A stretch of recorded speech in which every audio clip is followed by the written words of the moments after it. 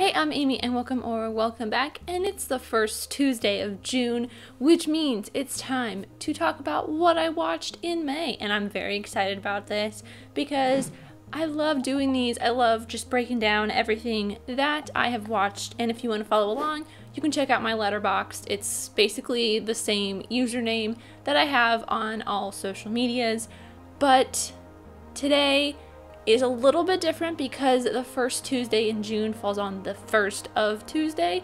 I'm recording this a little bit early because today is Saturday the 29th. Tomorrow is the 30th. I will be at Disneyland all day, so I will not be able to record. And then Monday, the 31st, when I get back, I'm probably going to be sleeping and watching TV all day because I have the day off from work, and I will be exhausted from just finally being back in my happy place.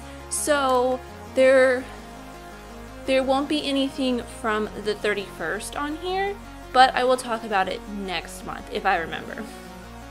So anyways, let's get started. Alright, so let's go to diary, scroll down to the bottom. I didn't watch a whole lot this month. I think it's like, I calculated it out and it's like 31 total things. There are 2 short films in there too, so it's not like a ton of stuff. But the first thing I did watch was the film We Broke Up, starring William Jackson Harper. I always forget his name for some reason, but William Jackson Harper from Midsummer and of course The Good Place. He's fantastic. He's the main reason I liked this film a lot. I mean, like, it's an okay movie, but I enjoyed it because of him. I just like him as an actor, and I did like the premise pretty much. It's basically a reverse rom-com.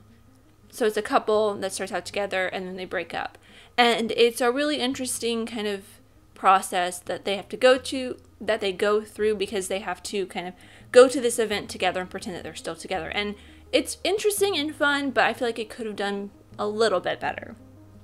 Next, I watched The Mitchells vs. the Machines, which is an animated Netflix film produced by Phil Lord and Chris Miller, who also did the Lego movie, and they produced the Spider-Man Into the Spider-Verse film, like animated movie, and oh my god, it's so good. If you liked either or both of those films, I highly recommend watching Mitchells vs. the Machines. It's fantastic. Danny McBride is the dad, and he is hilarious. Maya Rudolph is in this.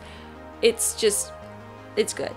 And then after that, I watched The Truman Show for the podcast, for my podcast, The Nostalgia Effect. It was a very fun, very long episode. It was just me and my co-host Joe, and our other co-host Johnny was busy, but the two of us, we can sit there and talk for hours and hours and hours without someone there to kind of moderate us, which is kind of what Johnny does during the podcast and in real life even. But we talked for a long time about this movie, and it's a really interesting episode. It's a really fun episode. I highly recommend you checking it out if you want to. Then I watched 2 short films, Maggie Simpson in The Force Awakens from its nap. It's really cute. It was put out for May the 4th, and then 22 versus Earth, which I didn't like as much as I liked the Simpsons Star Wars crossover. It felt like it was a prequel to Soul, and it just felt a little weird just because it was released after Soul. I feel like they could have released this before Soul and it would have made a little bit more sense, or it would have been a little bit more funny. And on that day, I also watched Scott Pilgrim vs. the World. This was the first movie that I saw in theaters since, I think, very early March of 2020. This was also my birthday. I watched the 2 shorts and Scott Pilgrim for my birthday. Like, I didn't watch the shorts for my birthday, I just watched them on my birthday. But I did specifically go to the movie theater to watch Scott Pilgrim, which is one of my favorite movies of all time, in the movie theater because I did not get to see it when it came out almost 11 years ago in the theaters because I didn't know about it. But now I finally got to watch it in the movie theaters, and it's just as great on the big screen. That day I also watched I rewatched because it is kind of a birthday tradition now for me to watch it. I watched the Lord of the Rings Two Towers Extended Edition, and I love that movie. I don't usually log any Harry Potter or any Lord of the Rings. I talked about this a little bit last month because I rewatch them so often, but this was kind of more of a bigger deal than when I normally rewatch them, because this time I actually sat down and watched the movie versus normally when I have them playing, I'll be watching it, but I'll also kind of be doing other stuff like scrolling through Twitter, Instagram, Letterboxd, maybe watching a YouTube video or two, doing some work, editing, I don't know. The reason I started watching Lord of the Rings so much is because I would watch it while I would edit, or I would have it playing in the background while I would edit, so I would see it or I would have at least The Fellowship playing constantly. But anyways, I watched those for my birthday. And a couple days later, I watched Nobody, which is the new action movie starring Bob Odenkirk and Christopher Lloyd, and it's so good. I highly recommend it. I almost had gotten a ticket to see it in the theaters after I had finished watching Scott Pilgrim, but I decided not to because I just wanted to go home, and I really wish I had, because it would have been so much fun to watch this in the theaters. And I watched, in preparation for Army of the Dead coming out, which I will talk about later, I watched Zack Snyder's this is Zack Snyder's Dawn of the Dead, because I don't know why. I don't know why. Well, I know why. I have it on Blu-ray. I have not watched it. I love the original Dawn of the Dead a lot. It's my favorite zombie movie of all time. And everyone was saying, "Oh, you'll love this. It's like, you don't like Zack Snyder, but you love zombie movies, so you like this." It's okay. It's not the best zombie movie I've ever seen. I've seen much better. But yeah, it doesn't hold a candle to the original. The next day I did watch Fantastic Planet, which is a 1001 film that I will be doing spoilers, a review on. It'll come out tomorrow on Patreon for all patrons. That was the film that was picked by the producers on my Patreon for my 1001 review. If you did not know, all my 1001 movie challenge videos have moved to Patreon as Patreon exclusive, because I just can't do the huge videos that I used to anymore. I also did 3 Colors Blue. I watched that. That is another 1001 that I will be watching for this month. I also have 3 Colors Red. I also have White, but it's not on the 1001 list. And Weekend, that I'm supposed to be watching this month, but I probably won't get to. I'll maybe do them on Monday. And I watched on that same day From Russia with Love, which is part of me starting to watch all the James Bond movies for the first time before No Time to Die comes out, which I think I'm only 3 in. I watched, well, we'll get to the next Bond film I watched, but I've watched the first 3 Bond films and Skyfall? Did I watch Skyfall? I don't remember. I watched one of the Daniel Craig ones a while back. I also watched Son of Sam, A Descent into Darkness. It is a docu-series on Netflix chronicling the Son of Sam case, and it's a true crime docu-series on Netflix. I absolutely loved it because I love true crime, and it also has a very cult and religion thing in it, and then I also am super into cults and religious cults and things like that, so it really kind of fit my niche very too perfectly. But it's your average Netflix docu-series on true crime. I also watched This Is Spinal Tap for the first time. This is a 1001 movie, but I watched it for my podcast, The Nostalgia Effect. Great episode. It came out last week. I highly suggest watching it because we had a lot of fun talking about this really fun movie. And then Goldfinger. That was the other James Bond movie that I watched. I also checked this off the 1001 list, but I am not doing a video on it. I will not be doing a video on it, but I enjoyed it. It was very, very fun. This is what I picture when I picture James Bond. It's a little campy, but it's also very fun. The gadgets, the best villain ever. I really, really loved Goldfinger as a villain. He's really great. So that's the last James Bond film that I have watched so far. I will hopefully be doing more by the time it gets to October. The next day, I kind of went on a little retro binge and watched The Orange Years, a Nickelodeon story. It's a documentary on Hulu about the beginning and up and through, like, I think it was up to like almost 2000-ish era, like most, like my childhood of Nickelodeon. So all that, Are You Afraid of the Dark, You Can't Do That on Television. I never watched You Can't Do That on Television. I think that was a little bit before my time. That was more in the 80s, and like all of the 90s Nickelodeon stuff, the stuff that I grew up on. So this was very, very nostalgic for me to watch. It's really great. I highly recommend it if you grew up in the 90s, you grew up with Nickelodeon, you grew up with Disney even, because they do talk a little bit about why they started as a competition for the Disney Channel, or at least to have like some kind of TV show or channel for kids, and it's fantastic. I recommend it a lot.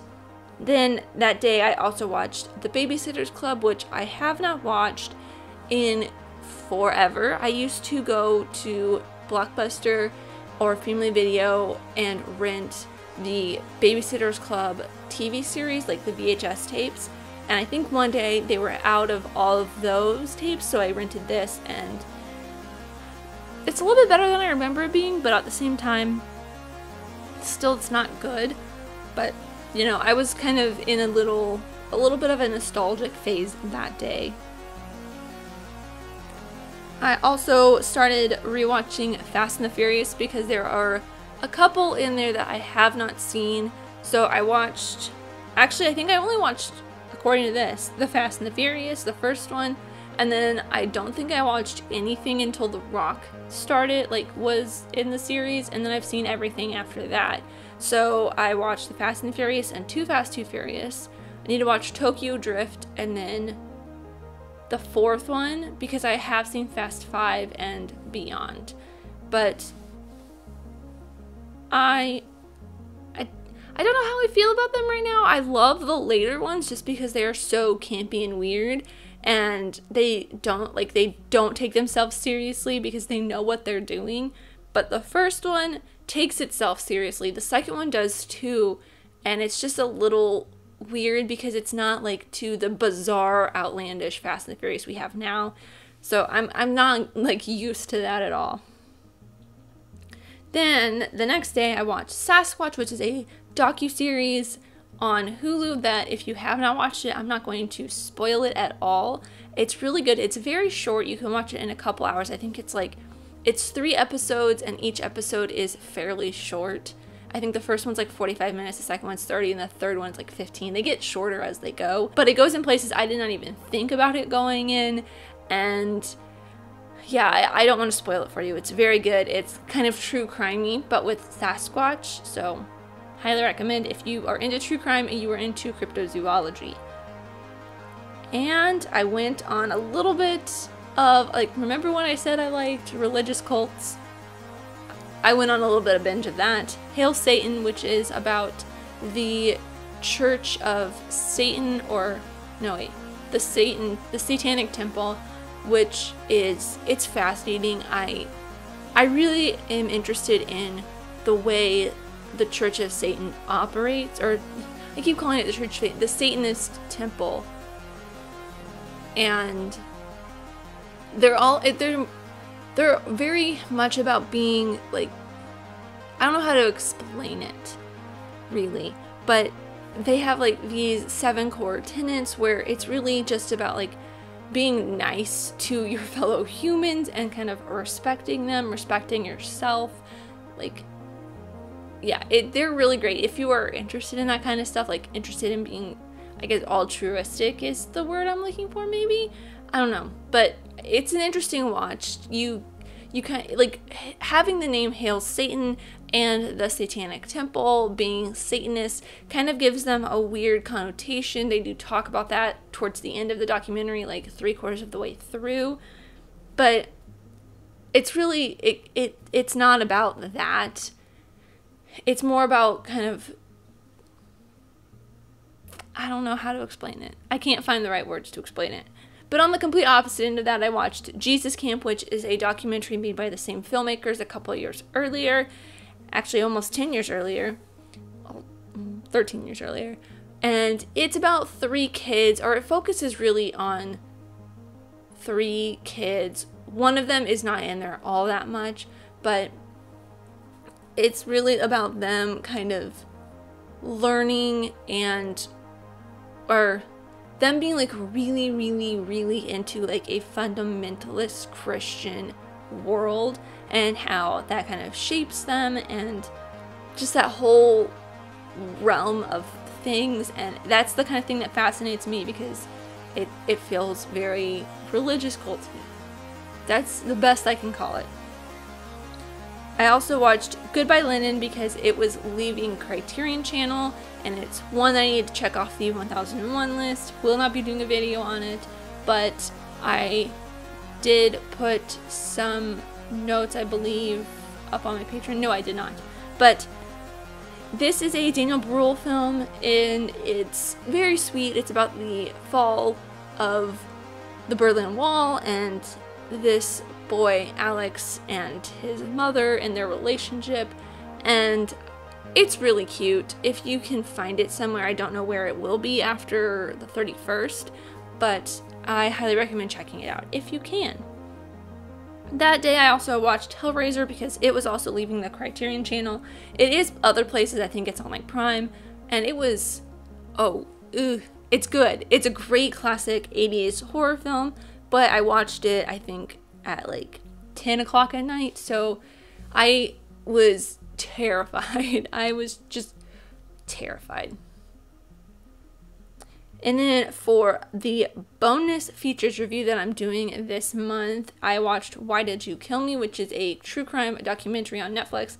It is the most basic of true crime documentaries on Netflix, but they have some like little scale models that absolutely kill me. I love scale models, and they kind of incorporate the computer screen into it in a way that it's kind of like watching I don't remember the name of it. Unfriended is one of them, and there's another one with John Chu that is based solely on like TV screens, kind of like the horror movie, like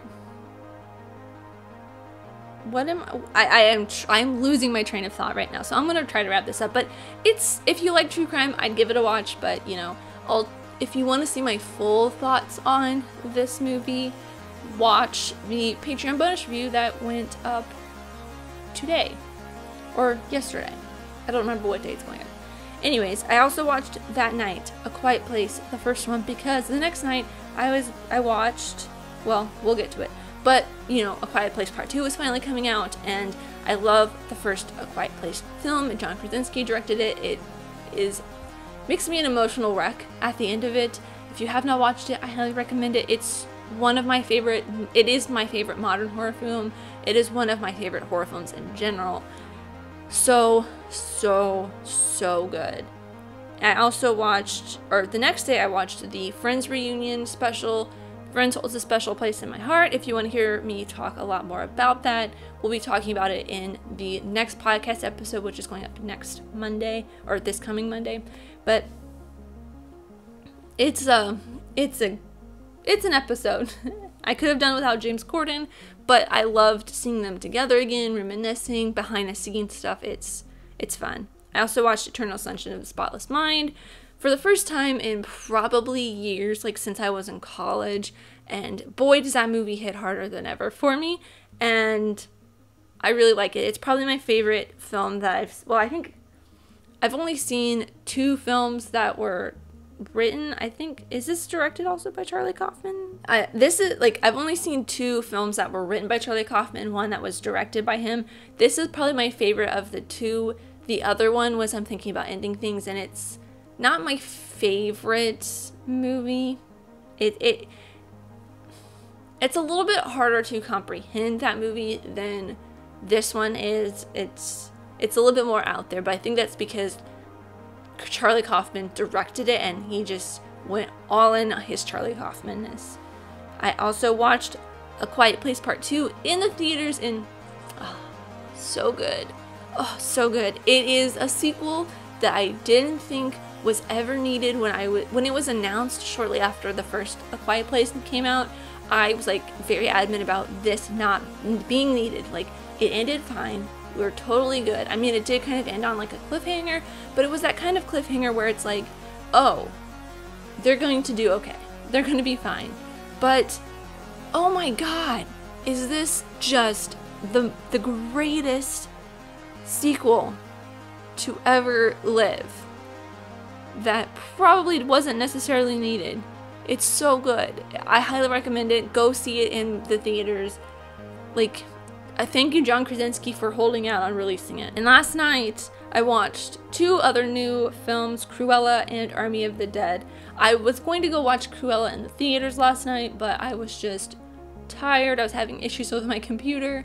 I did not feel like being around people, so I got Premiere Access, but that's okay because my sister will probably watch it as well, so it was a win-win for everyone. I also watched Army of the... Oh, Cruella's really great, by the way. I recommend giving it a watch. It's fun, it's punky, it's... Emma Stone is great, but Emma Thompson is... Emma Thompson is so good. I love her. Then I watched Army of the Dead, and it's a movie. I mean, the best thing about it is Dave Bautista, and yeah, like, it's a Zack Snyder film. We all know how I feel about Zack Snyder. If you don't, I hate him, but I don't hate him. I just don't like his movies all that much. They're not my favorite thing in the world. I think Watchmen has probably been one of my favorite films of his, and it's still like a very low bar. I did like the Snyder Cut like just a slightly bit more, but that's also because I kind of watched it back to back with the original Justice League, and it's just 100,000 miles better than that. But anyways, that is everything that I watched this month, movie-wise. TV-wise, I did not really watch that much TV. I have been watching a lot of Twitch, mostly just like Hassan Piker's Twitch stream. I'll leave that on in the background while I'm working, and I watch a lot of YouTube constantly. I watch like 30 plus hours of YouTube a week, if that, like probably more, and I listen to podcasts too. And if you're wondering how I do that, like, the podcast that I listen to, the playlist is linked in the description, my Spotify playlist of the podcast. It's refreshed on a daily basis most of the time. But if you are wondering how I watch so much content, I will have like a Twitch stream on here playing very low, and then I'll be listening to a podcast on my computer while I work at like 1.5 to 2 times speed, so I can still understand what they're saying. But like, the way my brain works, I can have both streams of audio on at the same time and focus on both of them while working. It's very weird. I don't understand how it works, because people can talk to me and it will just be like they're talking at me. I don't retain any of the information with no distractions whatsoever, but when I have distractions, I work better. But I still can't pay attention to it. It's weird. But let me know what you guys watched this month, or if you recommend anything for me to watch this month in the comments down below. I may get to it, I may not, but hey, maybe I'll add it to my watch list on Letterboxd. But anyways, thank you guys so much for watching. I really truly do appreciate you, whoever you are. Let me know here in the comments down below, and let's be friends. If you enjoyed this, leave a like and subscribe if you're new, because I love talking on things, movies, TV shows, filmmaking, mystery, all that fun stuff. And I'll see you next time. Bye.